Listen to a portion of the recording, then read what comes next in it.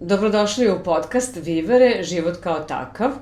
Pre nego što vam predstavim današnju gošću, želim da svima vama koji obeležavate Božić po julijanskom kalendaru poželim srećan Božić, mir Božji, Hristos se rodi, da ga provedete lepo, zdravo, srećno u krugu najbližih.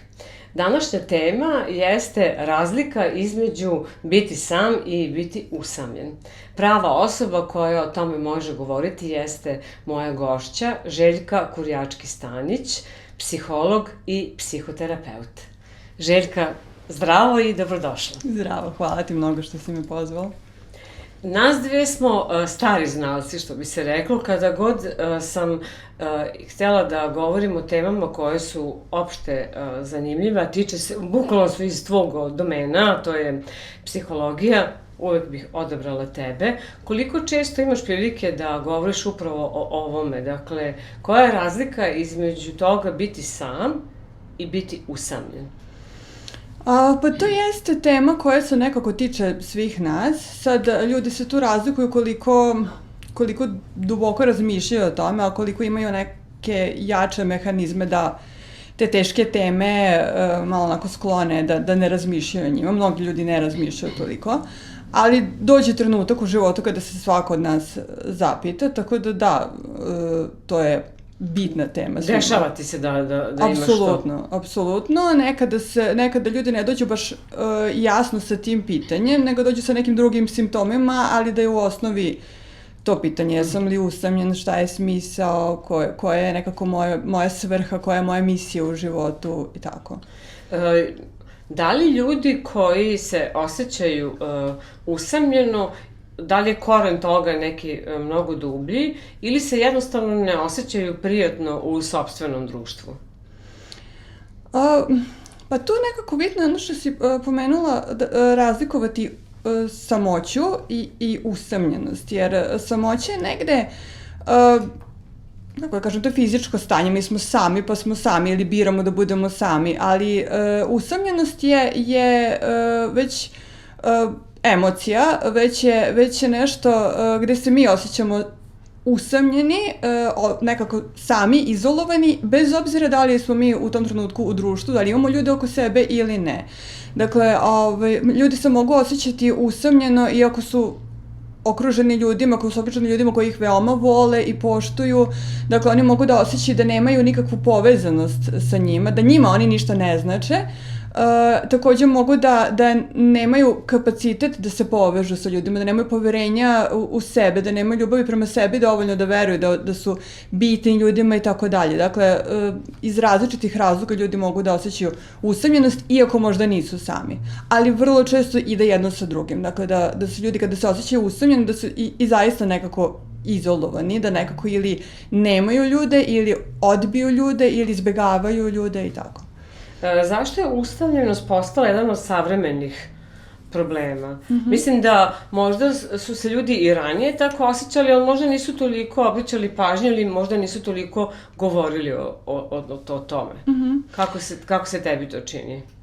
Ranije je i život izgledao drugačije jer su ljudi više bili usmereni jedni ka drugima, usmereni ka svojoj porodici. Možda živeli u zajednici. Tako je i nisu, što je jako bitno, možda najbitnije, nisu postojale društvene mreže koje nam danas daju jednu iluziju povezanosti, gde mi smo stalno nekako u kontaktu sa ljudima, ali ta povezanost je toliko nehranljiva, toliko je plitka, a daje nam utisak kao da imamo...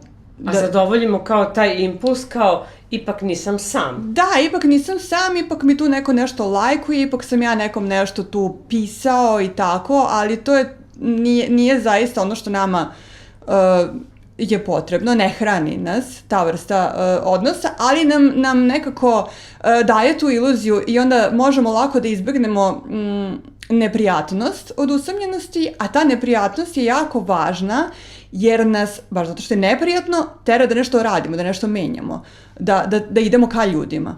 A izbjegavajući nekako ostanemo stalno u istom, ne menjamo se, a zaista ostajemo gladni te povezanosti sa drugim ljudima, plus nekako tempo života je takav da zaista ne dolazimo toliko u prilike da imamo dublje kontakte sa ljudima. Jako puno ljudi mi srećemo tokom dana, mnogo više nego što su naši preci sretali, ali su ti odnosi vrlo površni i vrlo nekako usmereni na posao, na nešto što treba da se obavi, a ne na zaista povezivanje.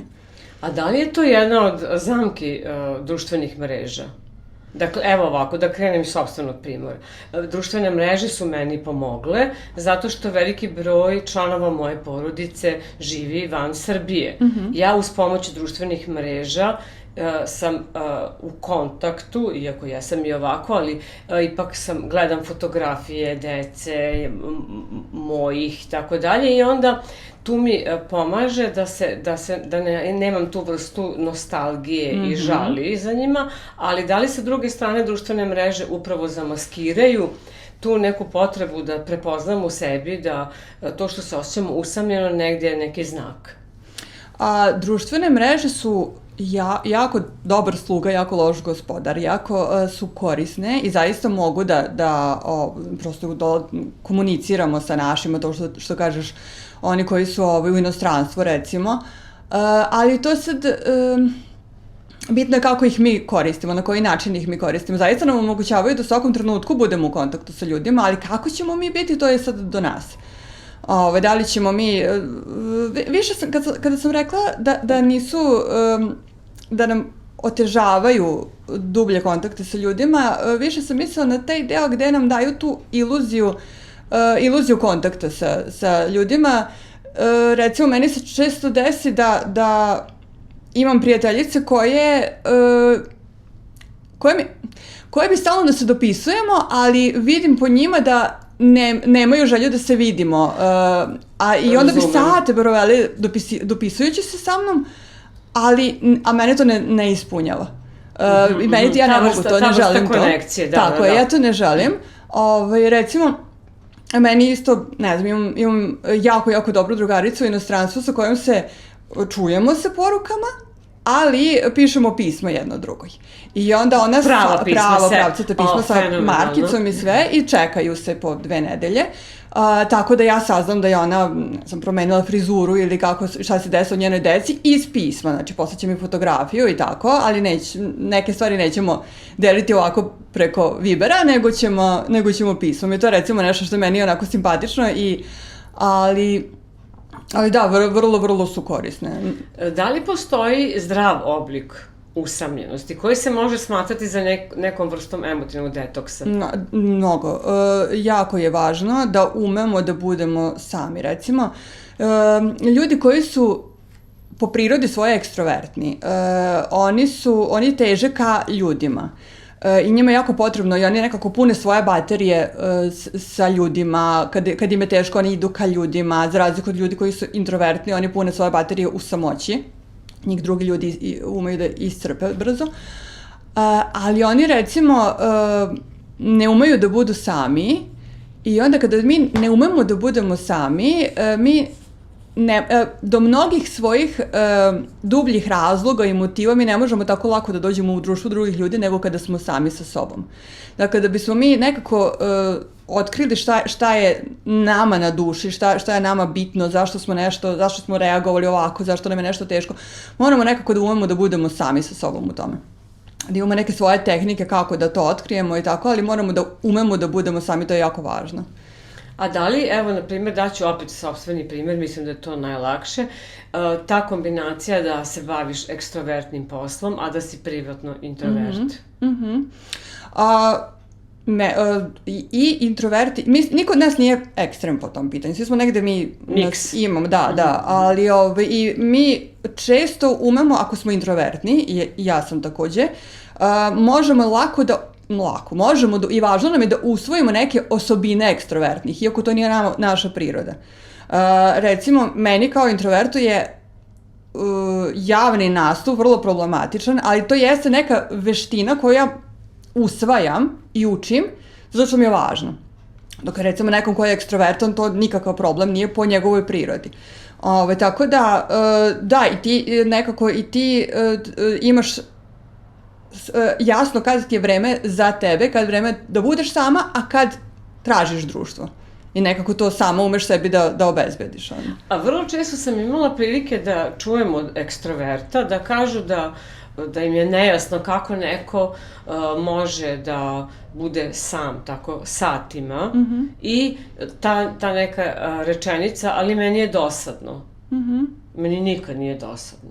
I čak i kada ti u partnerstvu živiš sa nekim, u braku i tako dalje, taj trenutak kada si sam i kada se posvetiš sebi ili ne moraš bukvalno ništa da radiš, po meni je vrlo okrepljujući i zdrav. Šta ti misliš o tome? Isto takođe, ali nas dve umemo sa svojim vragovima u svojoj glavi da se nosimo, znamo šta da radimo. Ali postoji mnogo ljudi koji ne znaju, nemaju veštine, nisu izgradili, ne znaju šta da rade kada su sami, bez nekih izbjegavajućih načina da pobegnu od svojih nekih problema. Zato mislim, nije samoća za svakoga. Neće se svako ni snaći u tome, nije svakom ni potrebna. Mnogo ljudi, pogotovo kad smo već pomenuli ekstroverte, mnogo ljudi, njima je lekovito u društvu drugih ljudi. Tako da nije to uvek obavezno da neko voli da bude sam. Ali mislim da je ponekad važno da ostane sam, čak i ako mu je jako neprijatno, da vidi šta se tu nalazi. Da ostane malo duže nego što mu je onako ugodno, da vidi šta se nalazi u toj samoći. Ali to znači da onda ti treba da preispitaš sebi, da malo kopaš po sebi, a to onda uvek vodi ka nekim možda i malo neprijatnijim stvarima i stvarima na kojima treba da se radi. Ali hajde sad da povežemo taj osjećaj gubitka smisla i usamljenosti. To sam vrlo često čula da neko ko se osjeća usamljenom u isto vreme osjeća da nema nekog smisla, neki gubitak smisla, ne mislim u onom ekstremnom smislu života, ali da jednostavno se ne osjeća dobro, ne osjeća se, tesna mu je koža. Kad je usamljen, uglavnom ljudi za koje pouzdano znam da se ne osjećaju prijatno kada su sami. Oni mi vrlo često kažu da ne osjećaju neki smisao, nemaju neki smisao. Kada su sami, jel? Znaš kako, teško je ljudima teško je svima nama da otkrijemo šta je nama smisao u našem životu. I do toga je... Mi vrlo često očekujemo nekako od smisla da bude nešto tako glamurozno ili da bude nešto tako veliko ili nešto, da moja misija u životu bude nešto sad. Da ja odmah prepoznam i da sve ide lako ka njoj. Pa kad ja prepoznam šta je, ono će sve da ide tako lako. Međutim, meni je recimo jako lepa misija u životu da neko recimo pokuša da svakoga koga sretne učini malo srećnim tog dana. Ili da nekako, nego što je bio pre nego što je njega sreo. Ili recimo da svaki, da radi lepe stvari, da pravi lepe stvari u svom svakodnevnom životu. Da ta kafa bude lepo napravljena, da primećuje lepe stvari. To su mi recimo baš lepe misije. I meni kada neko kaže da nije ambiciozan, ja ga obavezno pitam kako definiš ambiciju, jer po meni ambicija može da bude i jedna mama koja želi da svom detetu učini detinjstvo što više magičnim, recimo. Meni je to fenomenalna ambicija, iako nema nikakve poslovne ambicije, recimo. Meni je to baš lepa ambicija. Ili neko ko želi da bude najbolji za svoje ljude. Da nekako učini svaki dan nešto malo lepšim nego što je bio pre nego što je on došao da tu nešto promeni. To su mi baš lepe ambicije. Ali ti i u poslovnom životu možeš imati čak i poželjnu, zdravu ambiciju. Dakle, imati ambiciju biti bolji, napredovati, zašto da ne, zaraditi više novca, biti najbolji u svom poslu. Po meni je to vrlo zdrava ambicija. Kada kažem ambicija, ne mislim to u negativnom kontekstu. Ne mislim na ono sad gaziti po ljudima da bi nešto postigao, je li tako? Apsolutno, apsolutno. Ja mislim da je važno da posao kojim se bavimo da bude u skladu sa našim vrednostima i sa tim našim stvarima koje su nama vredne u životu. Ima jedna vežbica koju ja jako volim i mojim klijentima je baš preporučujem. Ne znam ni odakle sam i da li sam je sklopila od nekoliko stvari koje sam čula. U svakom slučaju, prvi zadatak koji im dam je da odrede nekih 5, 6, 7 stvari koje su njima vredne u životu. Šta je njima važno? Znači, to može da bude zdravlje, to može da bude porodica, ljudi, može da bude, ne znam, duhovnost, spiritualnost, vera, okolina, prirodna sredina, šta god da je, to je vrlo individualno. I da onda nacrtaju jedan cvet koji će imati toliko latica koliko imaju vrednosti. Znači, svaka latica na cvetu da predstavlja jednu od tih vrednosti i da, recimo, zalepe taj cvet na frižider i da drže nedelju dana na frižideru taj cvet i da svaki dan obeleže oboje onoliko jednu laticu koliko su se posvetili tog dana toj vrednosti. Recimo, ako je tog dana ako mi zdravlje, recimo, u pitanju, tu laticu gledam koliko sam, ne znam, vežbala, zdravo se hrani i tako dalje, obeležim toliko tu laticu. I zašto nedelju dana? Zato što je to, recimo, dobro vreme da se vidi koliko se mi zaista posvećujemo tim svojim vrednostima. Zato što, recimo, bude takav dan na poslu da ne možeš da se hraniš zdravo, to ne znači tebi to nije bitno, nego da je prosto taj dan bio takav, znači ne možemo jedan dan da procenjujemo sve na kraju jednog dana, ali nedelju dana već ukazuje neki obrazac. I onda se to lepo vidi koje vrednosti mi onako sistematski zapostavljamo, a koje su nam uvek potpuno popunjene. I lepo možemo da vidimo kako nešto što je nama jako vredno jednostavno ne stoji u našem rasporedu, nije nam prioritet kad gledamo svoj raspored. Znači, neka latica stalno ostaje nepopunjena. A kako to rešiti? Kada osvestimo to, kada lepo vidimo, te sve vizualne, sve to što mi vidimo svojim očima, da je jako bitno za to naše unutrašnje dete da vidi. Da ja vidim koliko sam ja u rasporedu posvetila svojoj porodici, a koliko ja želim da posvetim. I kad ja to vidim, to je već nekako, ne mogu više da se pravim da to nije tako, jer mi umemo sebe jako lako da zavaramo. Da kao mislimo da zaista da objasniš sebi. Tako je. I tako da samim ti što smo mi to videli, može da nam puno pomogne da nas onako trgne, da kažemo, ok, aj sad nešto moraš da menjaš sad tu. Ako ti je to stvarno bitno, a bitno nam je, moramo onda da uskladimo nekako ton i sliku, jel? Da radimo ono što govorimo.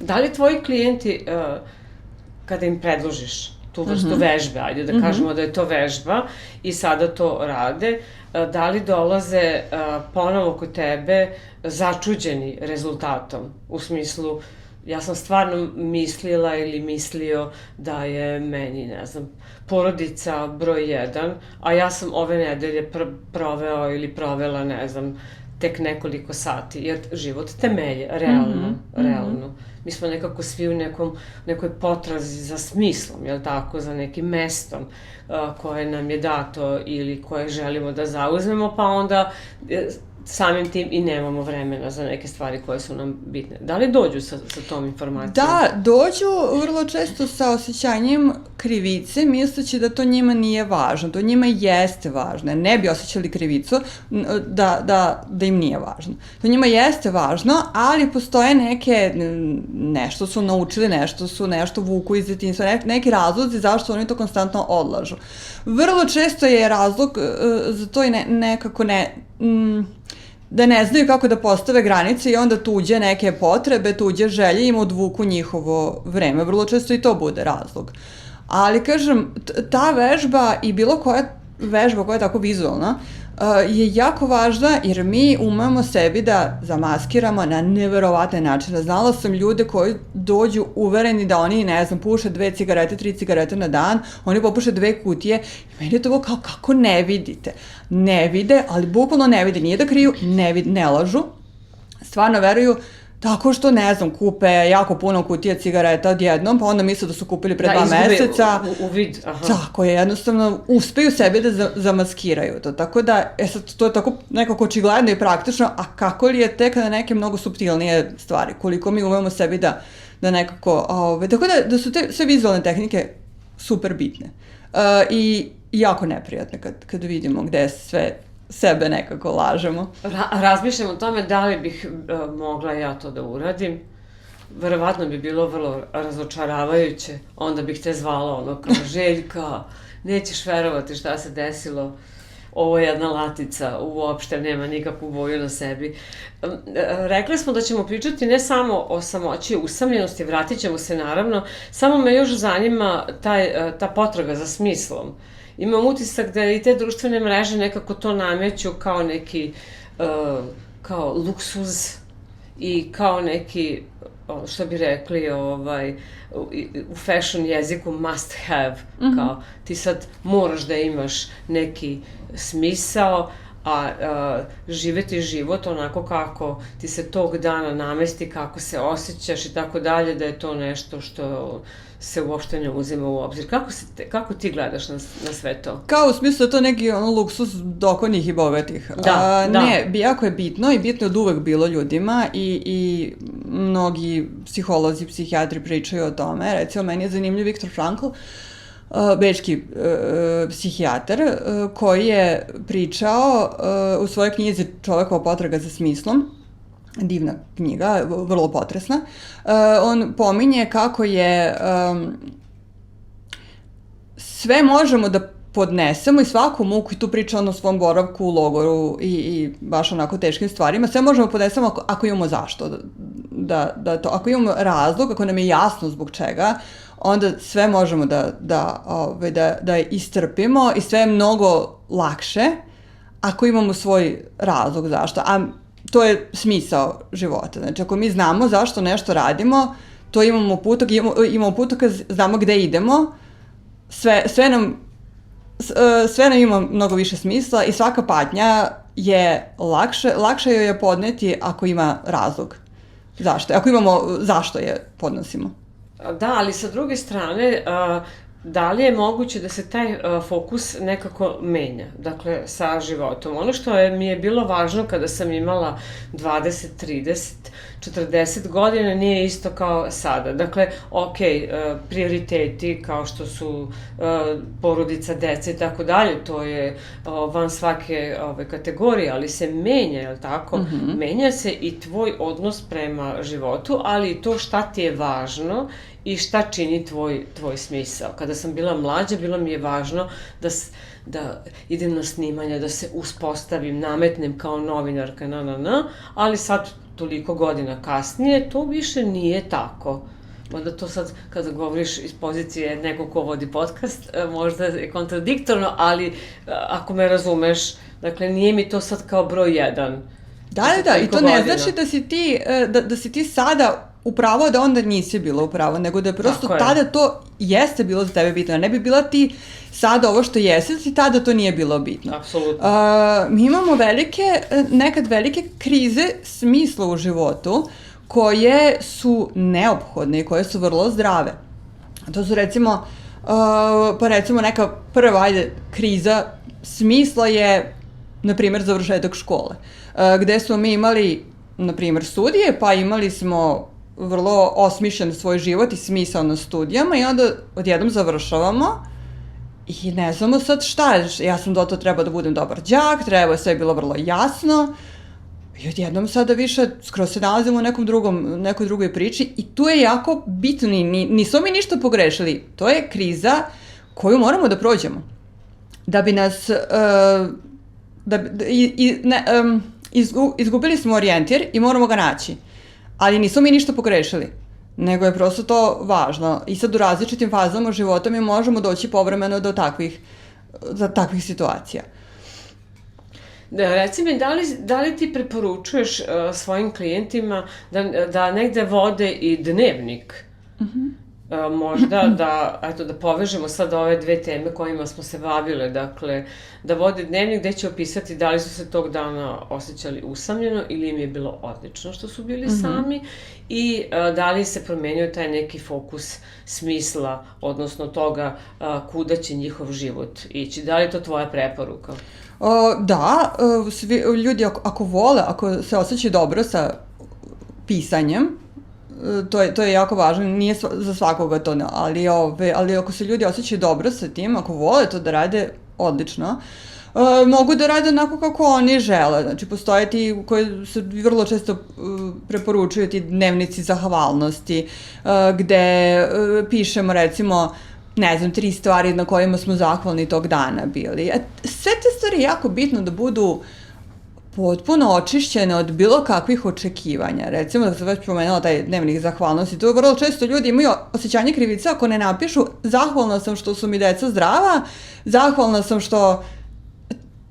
To je sve jako bitno, ali ono što je važno da napišu zašto su oni autentično u tom trenutku zahvalni. Može se njima u tom trenutku to sad podrazumeva i bitno je da se mi osvrnemo na te stvari o kojima smo zaista zahvalni, što su nam deca zdrave, što smo mi zdravi, što ne znam, tako dalje. Ali u tom trenutku sam ja možda više zahvalna zato što mi je ispao dobro ručak, na primjer. I to je nešto što je meni u fokusu u tom trenutku, tako je. I to je važno da zapišemo. Znači da potpuno budemo očišćeni bilo kakvih preispitivanja, da li to sad vredno, dovoljno ili nije. Ne, u tom trenutku na čemu smo zahvalni, to pišemo. Svi ti nekada ljudi dnevnike pišu prosto da izbace svoje misli i nikad ih ne pročitaju, ali im je bitno da ih napišu. Nekad će možda pročitati pa će nešto saznati o sebi 20 godina kasnije. I to je jako važno isto. Ja recimo volim da nosim sa sobom uvek neku sveščicu gde zapisujem stvari koje me podižu, koje mi onako me raspolože ili neke ideje kojih se setim, nešto što mogu da radim ili neki film koji mi zvuči dobro. Sve što mi podiže raspoloženje, što mi uliva hrabrost i ja to zapišem. Recimo komplimente koje dobijem. Zato što je neverovatno koliko mi zaboravimo. Znači dobiješ neki kompliment onako carski, misliš nećeš ga zaboraviti za 30 godina, zaboraviš ga za 2 meseca. I onda ga nađeš zapisanog negde i onda se setiš. Ti dnevnici takve vrste su jako bitni kada dođe neki kišni dani, gde mi zaista kad smo loše raspoloženi, kao da fizički imamo neku barijeru u mozgu da ne možemo da dođemo do lepih sećanja, ne možemo da dođemo do bilo čega pozitivnog o sebi da se setimo. I onda izvučemo tako neku sveščicu gde vidimo opet to unutrašnje dete koje mora da vidi. Neće nam sve, provući ćemo mi kroz neki naš tu filter, neće to sve izgledati tako da neko to reda radi rekao i tako, ali nešto će se provući. Znači nešto će nas podići. Zato su te pisane stvari. Ja više volim da pišem olovkom i na papir nego na kompjuteru, zato što volim tu da ostane i, ne znam, krug od kafe i zato što to sve nekako nam lakše probudi sećanje. I mirisi i svašta tu, i boja olovke, lakše nam probudi sećanje na taj trenutak nego kad je onako na kompjuteru, to je dosta onako sterilno. Pa dobro, za neko ko piše pismo drugarici, meni je to potpuno očekivana stvar. Hajde da se vratimo samo na taj trenutak, odnosno na temu oko usamljenosti. Da li je to moguće pomoći ljudima da kroz terapiju ili je to neko stanje koje je nepromenljivo, ali ono se može, eto, ajde da kažemo, ublažiti? Kada su ljudi usamljeni, da, jako je važno da prvo da shvate sami da su usamljeni, da im treba pomoć od samih sebe pre svega, pa onda i od drugih ljudi. Sad recimo, razmišljam o svom iskustvu, ja sam imala neki period, još uvek sam nekako u tom periodu, ali izlazim iz njega, gde sam se dosta zatvorila sa decom u kući, tako moj posao je bio od kuće i došla sam do one faze gde mi nekako i ne trebaju ljudi. I to je najgore u stvari, kada se ti toliko ušuškaš u tu neku svoju malu priču, da ti nekako imaš osjećaj da ti ni ne trebaju ljudi. I onda je to vrlo opasno, zato što stvarno ti trebaju ljudi. Ali to je moment gde moraš sama da poguraš stvari. Znači, moraš sama da ne ide... Ustaneš, tako, jer da nekada kreneš, nam da. zaista ne dolaze spontano ljudi. Mi kad smo bili u školi, na fakultetu i tako, to su mesta gde se prosto regrutuje jako veliki broj dostupnih ljudi za druženje, ali onda nekako kad si odrastao, moraš sam da tražiš svoje ljude i svoje neko jato. I zaista tu treba ta sopstvena inicijativa, je jako važna. Da sam kreneš, da vidiš i da bude neprijatno, ok, ali taj neprijatnost nije znak da si pogrešio, ta neprijatnost je znak da moraš da ostaneš sad sa njom dovoljno dugo da nešto dobro izađe iz toga. Ja kao introvert, dakle, te potpuno razumem, ali sa druge strane, taj osjećaj olakšanja kada zatvoriš vrata i kada si u miru. Ne znam da li ti imaš, sad to dobro, ti sad radiš od kuće, ja i dalje radim sa jako puno ljudi, možda se i tu malo energetski potrošim, puno pričam, a onda privatno baš i ne volim. I onda, sad kada si rekla kao treba ipak kao se povezati sa ljudima, ok, ali ja već sutra kad ustanem, već sam ponovo sa ljudima, taj osjećaj olakšanja, ne znam da li ti imaš to kao zatvorila sam vrata i sad je mir, sad je moje vreme. Tako je, ali to je kad si ti bila negde ušla i zatvorila vrata. Tako ali je. Kad si ti stalno unutra, onda ti si ona željna da izađeš negde da porazgovoriš ne budeš u pidžami, da ne moram da se sređujem samo ovaj gore deo preko Skype-a, nego da... Tako da to je jako bitno. I onda ti imaš to zadovoljstvo kad si zatvorila vrata, pa sad ti je super. Ali si pre toga morala da budeš među ljudima, da bi mogla da osjetiš to zadovoljstvo samoće. Polako se privodi kraju naš razgovor, nažalost, tema o kojoj možemo puno pričati. Šta bi bio tvoj savjet?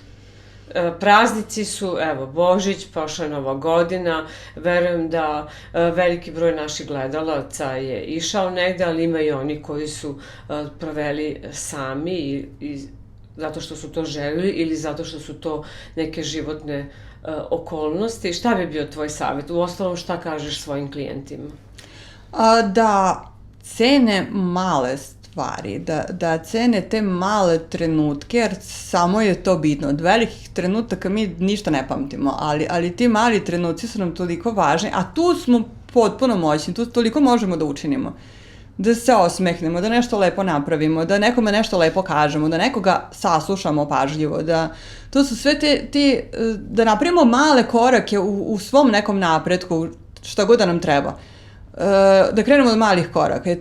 Samo smo nekako potrazi za nekim jako velikim dramatičnim koracima, a to toliko nije bitno i toliko ne ide se tako, nego se baš ide malim koracima i ti mali koraci u stvari nama i sva naša osjećanja i usamljenosti kada osjećamo ništa, ili bespomoćnosti, ništa ne mogu da uradim. Sećam se samo tih priča kada ljudi kažu, ne znam, glad u svetu ili ljudi su usamljeni, kada ne mogu da uradim sve da svima bude dobro i onda sam očajana.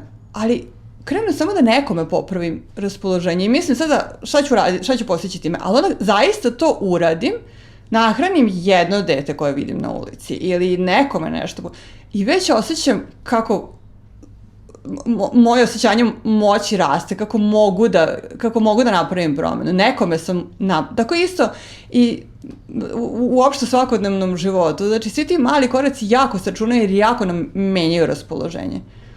I moramo ih uraditi da bismo videli efekat. Ovako kad samo pretpostavimo, mislimo šta će nam to sad pomoći, kako će mi to promeniti život. Ali kad ih učinimo, zaista vidimo efekat. Hvala ti puno, nadam se da je naša priča bila taj mali korak, da nekome raspetlimo neke stvari, da pomognemo da se ne osjećaju usamljeno. Biće prilike naravno da te ponovo pozovem, nadam se da ćeš se odazvati. Biće mi jako drago. Da ćeš doći, hvala ti puno. Hvala tebi. Hvala i vama što ste bili sa nama.